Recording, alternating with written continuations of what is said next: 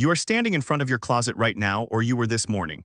You picked something, you put it on. You didn't think about it for more than 30 seconds. But the real reason you did that is far stranger than fashion, far older than modesty, and it has almost nothing to do with being cold. Clothing is one of the most defining things about being human. Every single culture on Earth wears something. Even the ones living in tropical heat where temperature protection makes no sense at all. That is not a coincidence, that is a clue. For most of human history, your ancestors walked around naked, not because they were unaware, not because they hadn't thought of it, but because for millions of years they simply didn't need to cover themselves. They had something better. They had fur. Go back far enough on your family tree and you find a creature covered in thick body hair. Your distant primate relatives still have it. Chimps have it. Gorillas have it. The whole great ape lineage has it. And then something happened to your line specifically. The fur started to disappear. Slowly, over hundreds of thousands of years, your ancestors became the naked ape. Why? That question turns out to have a surprisingly radical answer. And it's the same answer that explains why you're wearing clothes right now. The leading scientific explanation comes from a theory developed in the 1990s by evolutionary biologist Mark Pagel and zoologist Walter Bodmer. They proposed what is now called the ectoparasite hypothesis. The idea sounds almost too simple at first. Your ancestors lost their fur to get rid of lice and ticks and fleas. Not because of cold, not because of sun, because of parasites. Think about what dense body fur actually means in practical terms. It is a warm, dark, humid microhabitat. It is a perfect home for insects that bite, burrow, and breed. Ectoparasites don't just cause discomfort. In evolutionary terms, they kill, they spread disease, they weaken immune systems, they reduce reproductive success. For a species that was becoming increasingly social, clustering together, sharing sleeping spaces, the parasite load was enormous. So your ancestors who happened to have slightly less body hair had a survival advantage. Their parasite burden dropped. They got sick less often. They lived longer. They had more children. Over hundreds of thousands of generations, the fur retreated. By around 200,000 years ago, anatomically modern humans were essentially as bare-skinned as you are today. But then came the problem. Bare skin is brilliant for parasite control. It is terrible for thermoregulation in unpredictable environments. The sun beats down in the afternoon, and by midnight the savanna can drop to near freezing. Your ancestors had solved one problem and created another. This is where clothing enters the story. Not as a fashion choice. As a survival tool that replaced the biological insulation they had just lost. Here's what makes this truly remarkable. Geneticist Mark Stoneking at the Max Planck Institute for Evolutionary Anthropology led a groundbreaking study published in 2011. His team used an ingenious proxy to date when clothing first appeared. Not fabric which rots, not tools which are ambiguous. They studied lice.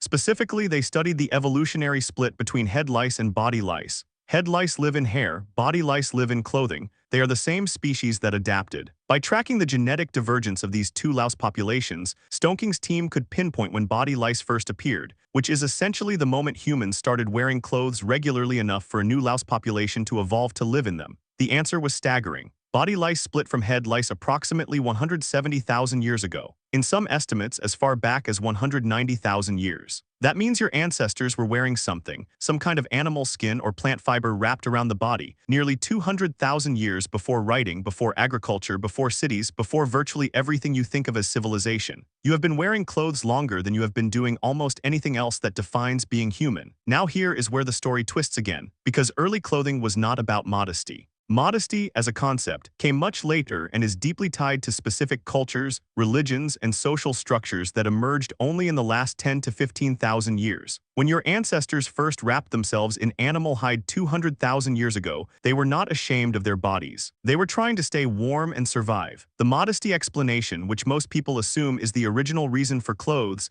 is actually one of the newest reasons. It got layered on top of a much older, much more practical foundation. Anthropologist Gillian Bentley from Durham University has studied this question extensively in the context of human health and evolutionary biology. Her work highlights how clothing intersected with another critical human adaptation, the loss of body hair paired with the development of eccrine sweat glands. Humans sweat more efficiently than almost any other mammal. You can outrun a horse over long distances because your cooling system is superior. But that system required bare skin to work. Clothing had to be designed, consciously or not, to allow that cooling function while still providing warmth when needed. That tension between cooling and warming is still present in every piece of clothing you own right now. Your lightweight gym shirt and your winter coat are both answers to the same problem your ancestors were solving in caves and on open plains 200,000 years ago. Let's follow the thread forward. Once clothing existed, something remarkable happened. It became a technology that could be improved. The first garments were likely simple wrapping, animal skins draped and tied, but by around 40,000 years ago, archaeologists began finding bone needles. Tiny, carefully shaped needles with eyes. This is a pivotal moment. Needles mean stitching. Stitching means tailored clothing. Tailored clothing means fitted garments that trap body heat efficiently and move with the body. This technological leap may have given modern humans a decisive advantage over Neanderthals. Neanderthals also wore animal skins. There is evidence for this, but the archaeological record suggests their clothing was simpler, draped rather than stitched. When the climate of Europe plunged during glacial periods, the difference between draped skins and tailored fitted garments may have been the difference between survival and extinction. You are here in part because one of your ancestors knew how to thread a needle. Around 27,000 years ago, evidence appears for woven textiles. Plant fibers spun and interlaced into fabric. This was not just a practical upgrade. It was a cognitive one. Weaving requires planning, pattern recognition, sustained attention, and the ability to hold a mental model of the finished structure while executing hundreds of individual movements. It is, in a very real sense, a demonstration of the same cognitive capacities that make humans unique.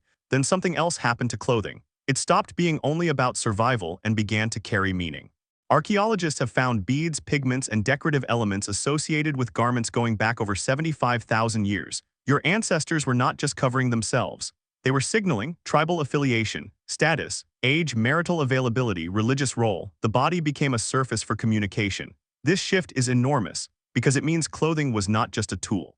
It became a language, and like all languages, it became increasingly complex, culturally specific, and impossible to fully separate from identity. Think about what you put on this morning. Was it practical? Almost certainly to some degree. But it also signaled something: where you work, what group you belong to, how you want to be perceived. You are doing exactly what your ancestors were doing when they first added shells and ochre to their animal skins. You are broadcasting. The evolutionary psychologist Jeffrey Miller has written about how clothing, like many human behaviors, became entangled with mate selection and social signaling in ways that were impossible to predict from its utilitarian origins. What started as parasite avoidance and thermal regulation became one of the most complex systems of nonverbal communication in human social life. And here is the part that should genuinely unsettle you. You are so deeply conditioned by this system that seeing another human without clothes in most contexts triggers an immediate involuntary social response. Discomfort, alarm, laughter, desire depending on context. The sight of bare human skin activates one of the most socially loaded perceptual systems your brain has. Not because bare skin is inherently meaningful, but because for thousands of years, the rules around covering it have been so rigorously enforced by culture, religion, and law that your brain now treats clothed as the default state of a person. You don't see clothing as something added to a body. You see the absence of clothing as something taken away. That inversion is the entire history of clothing compressed into a single reflex. So tonight, when you take off whatever you're wearing and set it aside, you are doing something your ancestors couldn't do for most of human history. You are safe enough, warm enough, and socially structured enough to be temporarily bare. You are, for a few hours, as close to the version of your species that existed before all of this started, before the lice drove you hairless, before the cold drove you to wrap yourselves in skins, before the needles and the looms and the dyes and the labels and the logos. And tomorrow morning you'll stand in front of that closet again. You'll pick something. You'll put it on. And now you'll know that the simple act of getting dressed is 200,000 years old, born from parasites and cold wind and the long, strange journey of becoming human.